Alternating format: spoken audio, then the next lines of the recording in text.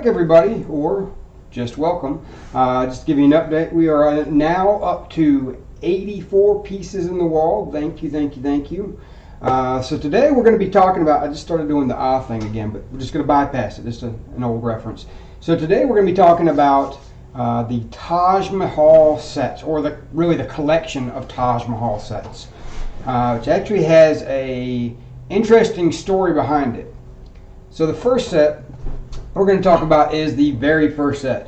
It was released in 2008 and came out with a whopping 5,922 pieces. Set number 10189. By today's terms, it's not huge. It's big. I mean, don't get me wrong. It's a big set, but it's not huge. But back then, it was the biggest set available. It wasn't even surpassed for 9 years later when they finally came out with the UCS Millennium Falcon. This set was available for only 2 years, or roughly like 27 months, I think. But that being said, the aftermarket could and did sell these sets at extravagant and almost obscene prices. And it wasn't uncommon to see some of these unopened sealed sets for $2,000, $3,000, $4,000, $5,000. Thousand. That's 3 zeros. Not hundreds, but they were just selling them at crazy prices. Luckily for the people who like to collect Legos and pay rent, Lego stepped in.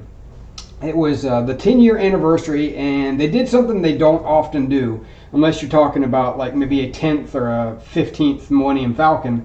They re-released Taj Mahal. So that's this next set. This set is set number 10256, re-released in 2017 and came in at a whopping 5,923 pieces. This is the set that I actually have, because I have bills. You'll notice the graphic is the same. That's because it's pretty much the exact same set. There are 3 differences, however. The bags that the Legos actually come in were now numbered. Thank you. Thank you for that. It makes it a lot easier. There's one piece in there, piece 6587. It was a dark gray. Now it's a dark brown. It's really an interior piece. You won't even notice it. And 3, it has one more piece than the original. What's the one piece, you say? If it's identical, the brick separator, of course. Lastly, the final set and by the way, this is also a retired set, so it's probably going to go up in price again. Then the final one they came out with is set number 2, Lego Architecture Set 21056, which debuted in 2021, coming in at 2,022 pieces.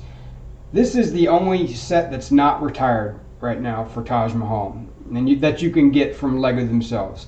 Though it is much smaller in scale and in pieces, if you notice, like the flooring, it actually has a touch more variety in the colors. So overall, if you are into, in my opinion, if you're into large monument builds, this fits the bill. It's large and it's a monument. It's a huge build with a lot of pieces, and it's definitely a part of recent Lego history.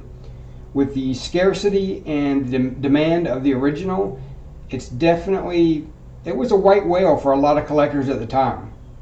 Something that you could only wish you could get, and now you can. The only drawback, I would say, is the build itself. If you look at it, each corner is identical. So what that means is it's pretty much, if you've done one corner, you've probably already done the other 3 exactly the same. It's a lot like the Colosseum, where it's a single color and it does have a lack of variety, and it kind of gets a little bit redundant. I would say personally, for me, when it comes to all the Taj Mahal sets, it's for people who like to collect, and it's a piece for people who like to sell to collectors. All in all, it does have its place in history, but with a lot of the newer sets, there are better options.